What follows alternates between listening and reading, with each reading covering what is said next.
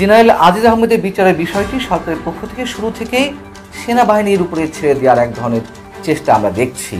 কি থাকতে পারে বেনাজির সাহেব সে অনেক বড় বড় দায়িত্বে ছিল এই সরকারের প্রতি এবং মোটামুটি ভাই মানে প্রমাণ দেখাতে মুশকিল হবে, ঠিক আছে, কিন্তু আমরা সব। আসসালামু আলাইকুম ভিউয়ার্স, দেশ ও দেশের বাহির থেকে যারা আমার ভিডিওটি প্লে করেছেন জানাচ্ছি আন্তরিক শুভেচ্ছা ও অভিনন্দন। আশা করি সবাই ভালো আছেন, সুস্থ আছেন, আলহামদুলিল্লাহ। তো ভিউয়ার্স, সাবেক সেনাপ্রধান জেনারেল আজিজ এদিকে ডক্টর বেনজির আহমেদ আনার এমপি হত্যাকে কেন্দ্র করে ব্যাপক একটি দুর্নীতিপূর্ণ পরিস্থিতি বাংলাদেশের মুহূর্তকে নিয়েই আল জাজিরার একটি ভয়ঙ্কর প্রতিবেদন প্রকাশ করেছেন এবং যেখানে উদ্দেশ্য করে বলা হয়েছে বর্তমান ফ্যাসিস্ট সরকার এই সমস্ত রাঘব বোয়ালদেরকে টাকা অর্থকড়ি দিয়েই তার নিজের ক্ষমতা টিকিয়ে রেখেছেন, কিন্তু এই মুহূর্তে তার মসনদগুলোর যদি এই অবস্থা হয় তাহলে সরকারের কি হতে পারে, আসুন বিস্তারিত জানবো এই রিপোর্টে। সো ভিডিওতে যাওয়ার আগে ছোট্ট রিকোয়েস্ট করবো, যারা এখনও চ্যানেলটি সাবস্ক্রাইব করেন নিয়মিত দেশের সকল আপডেট সবার আগে জানতে অবশ্যই চ্যানেলটি সাবস্ক্রাইব করে পাশে রাখবেন। দর্শক আসুন স্ক্রিনে।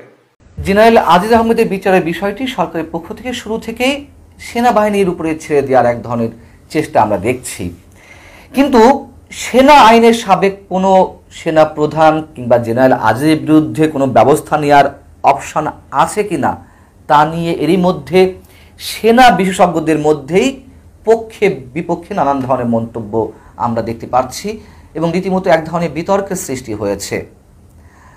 বিশেষ করে রোববার যখন আমাদের অর্থমন্ত্রী আবুল হাসান মাহমুদ আলী মন্তব্য করলেন যে অবসরে যাওয়ার পরেও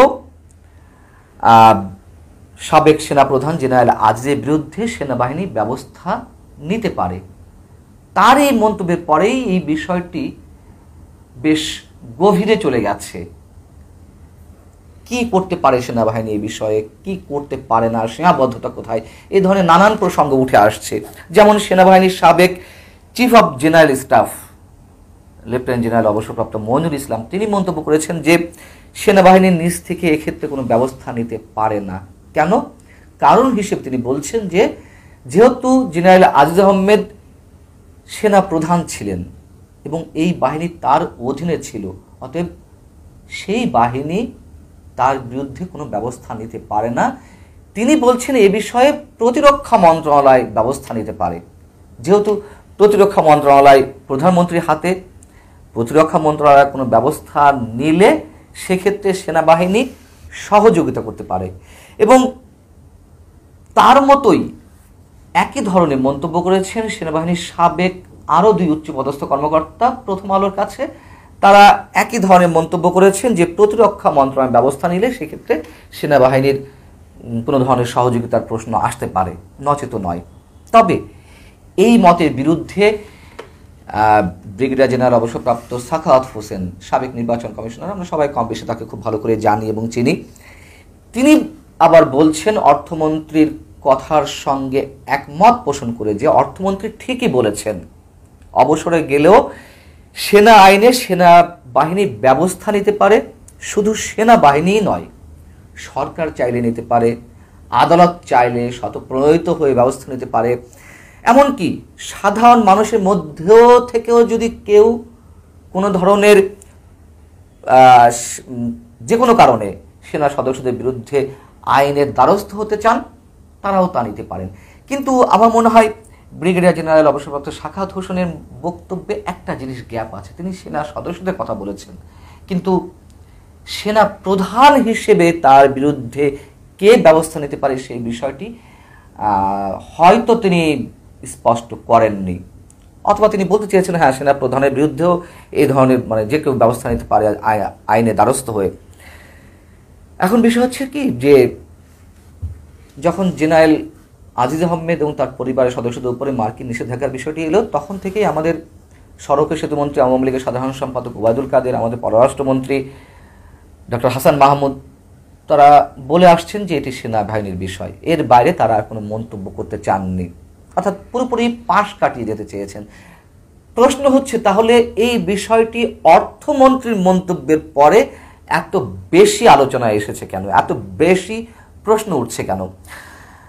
আমি জানি না আসলে কেন, তবে আমার যেটি মনে হয় যে আবুল হাসান মাহমুদ আলী একজন দক্ষ সাবেক কূটনীতিবিদ, যদিও তিনি এখন অর্থমন্ত্রীর দায়িত্ব রয়েছেন, তিনি সাবেক পররাষ্ট্রমন্ত্রী ছিলেন, সরকারের আমলা ছিলেন, দেশের বর্তমান ভঙ্গুর অর্থনৈতিক ব্যবস্থা থেকে উত্তরণের জন্য অর্থনৈতিক কূটনীতিটা খুব বেশি প্রয়োজন। এটি ফিল করে প্রধানমন্ত্রী, এটা আমরা জানি যে প্রধানমন্ত্রী এ কারণেই আবুল হাসান মাহমুদ আলী সাহেবকে অর্থ মন্ত্রণালয়ের দায়িত্ব দিয়েছেন, যদিও আমরা গত 5 মাসে কোনো বিষয় কোনো ধরনের কোনো সফলতা তার পক্ষ থেকে আমরা দেখিনি। যাই হোক, সম্ভবত এসব কারণেই তার মন্তব্যটি বা বক্তব্যটি নিয়ে এত বেশি আলোচনা হচ্ছে। তার আরও একটি কারণ আছে, তিনি বক্তব্যটি যেভাবে দিয়েছেন সেটি প্রণিধানযোগ্য। কিভাবে প্রসঙ্গটি তিনি টানলেন সেটাও আপনারা জানেন। রোববার IMF এর নির্বাহী পরিচালকের সঙ্গে একটি বৈঠক শেষে ঋণ খিলাপিদের নিয়ে সাংবাদিকদের সঙ্গে আলাপকালে তিনি নিজেই প্রশ্ন করলেন প্রসঙ্গক্রমে সাংবাদিকদের কাছে যে সাবেক সেনা প্রধানের সব সম্পত্তি কি জব্দ হয়েছে। তো সাংবাদিকরা তাকে একটু মনে করিয়ে দেওয়ার চেষ্টা করলেন যে না, আদালত থেকে যে নির্দেশনাটি এসেছে সেটি পুলিশের সাবেক প্রধানের বিরুদ্ধে, সাবেক সেনা প্রধানের বিরুদ্ধে নয়। তখন তাকে যখন মনে করিয়ে দেওয়া হলো যে জেনারেল আজিজের বিষয়টা কি, মার্কিন পররাষ্ট্র দপ্তরের যে নিষেধাজ্ঞা বিষয়টি সেটি তুলে ধরা হলো তার সামনে, তখন তিনি বললেন আচ্ছা, সাবেক সেনা প্রধানও ধরা পড়েছেন, যুক্তরাষ্ট্র নিষেধাজ্ঞা দিলেও বিষয়টি তো জনসম্মুখে এসেছে। এখন তার দর্শক, স্ক্রিনে আমরা সে সম্পর্কে বিস্তারিত জানলাম। এ বিষয়ে আপনাদের মতামত কমেন্টে জানান, কেউ ভিডিওটি স্কিপ করবেন না। বর্তমান সরকার এবং এই সমস্ত বেনজির, আজিজ ও আনারকে নিয়ে আল জাজিরার যে ভয়ঙ্কর প্রতিবেদন প্রকাশ হয়েছে তা নিয়ে ব্যাপক ব্যাখ্যাপূর্ণ কথা এবং ডকুমেন্টস তৈরি করেছেন। আমরা একটু সরাসরি তার রিপোর্টে চলে যাব। বেনজির সাহেব সে অনেক বড় বড় দায়িত্বে ছিল এই সরকারের জন্য এবং মোটামুটি ভাই মানে প্রমাণ দেখাতে মুশকিল হবে, ঠিক আছে, কিন্তু আমরা সবাই জানি যে উনি যখন এই দায়িত্বগুলোতে ছিলেন, এই দায়িত্বগুলোর এবং এটার ক্ষমতার অনেক অপব্যবহার উনি করেছেন এই ফ্যাসিস্ট সরকারকে সহযোগিতা করবার জন্য। এই অপব্যবহার যখন কেউ করবে তখন নিজের দুনিয়া গুছাবে না, এটা তো বিশ্বাসযোগ্য না। সো সরকারকে যখন অসৎ সহযোগিতা উনি করেছেন তখন ইচ্ছামতো নিজের দুনিয়াও গুছিয়েছেন। মানে এগেন যেটা বললাম, প্রমাণ করা মুশকিল হবে, বাট আমাদের পরিচিত লোকজন আছে ব্যবসায়িক সমাজে যাদের বড় বড় কোম্পানি পানির দামে দখল করে নিয়েছে, মানে জোর করে যে বেচতে হবে। হ্যাঁ, ডকুমেন্ট কিন্তু লিগাল, বিক্রি করেছে, কারণ ডকুমেন্ট তো ইলিগাল না, বিক্রি করেছে, কিন্তু পানির দামে বিক্রি করেছে, জোরপূর্বক বিক্রি করতে বাধ্য করেছে। সে এরকম অনেক কাজ এনারা করেছেন। তো এখন যেটা হয়েছে যে একটা পয়েন্টের পর এটা তো তারা তো সরকারের লোকজনের কাছ থেকেও নিয়েছে। তো সরকারি লোকজন যখন তার ক্ষমতা চলে গেছে তখন একটু সুযোগ পেয়েছে। এখন ক্ষমতা বেনজির সাহেবের মতো লোকজন হয়তো চিন্তা করেছিলেন যে ওনারা ওই ওনার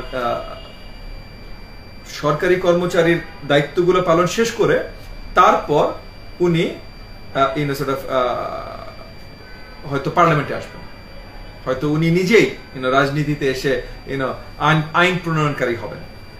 তো এইখানে ওনার দুর্ভাগ্য, উনি গোপালগঞ্জের ছেলে, কারণ গোপালগঞ্জে ভাই সিট 3টা এবং এই 3টা সিট মানে বাংলাদেশের আর কোন সিট বদল হোক আর না হোক, আওয়ামী লীগে দলের নেত্রীর সিট তো আর বদল হবে না, ঠিক না?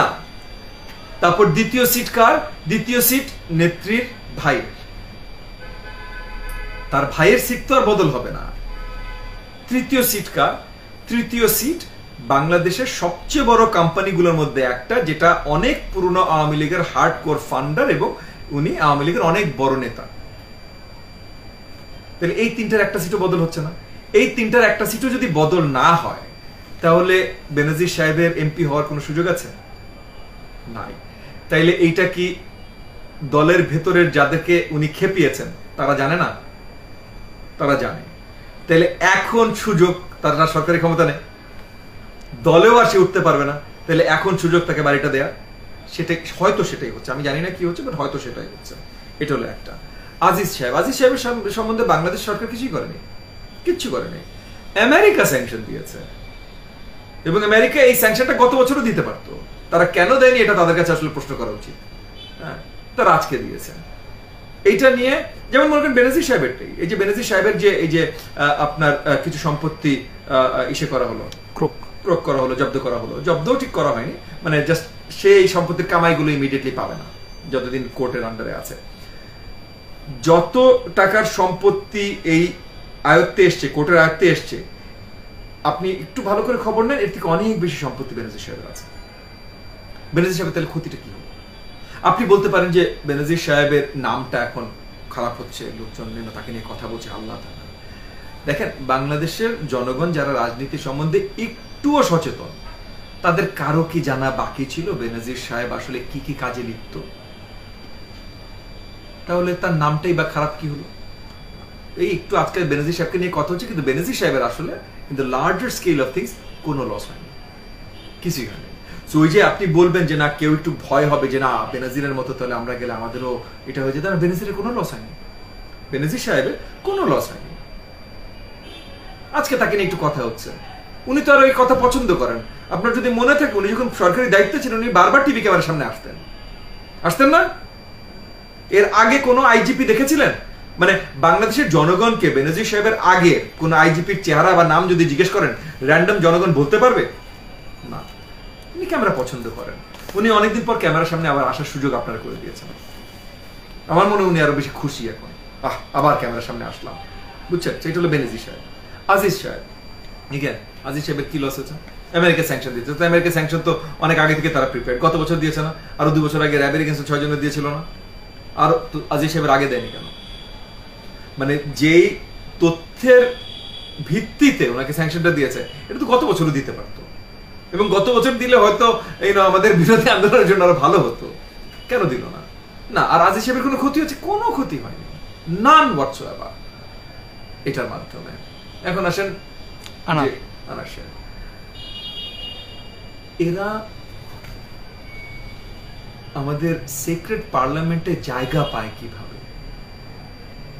এই ধরনের ব্যক্তিরা সংসদে জায়গা পায় কিভাবে? আজকে আমরা কোন জায়গায় এসেছি যে আওয়ামী লীগের নেতৃত্ব খুনি, ডাকাত, মাফিয়াদের ধরে নেয় সংসদে থাকার মতো লোক হিসাবে, এবং তাদেরকেই বারবার চুজ করে সংসদে আনার জন্য। আনার সংসদে ছিল, বদি সংসদে, মানে এই যে অবস্থান সংসদে, এটার জন্য কে দায়ী? দর্শক, স্ক্রিনে আমরা সে সম্পর্কে বিস্তারিত জানলাম। সো আজকের ভিডিও এই পর্যন্তই। ভালো লাগলে লাইক অ্যান্ড কমেন্ট করবেন এবং দেশের সকল আপডেট সবার আগে জানতে অবশ্যই চ্যানেলটি সাবস্ক্রাইব করে পাশে রাখবেন। দেখা হবে পরবর্তী ভিডিওতে ইনশাআল্লাহ। আসসালামু আলাইকুম ওয়া রাহমাতুল্লাহ।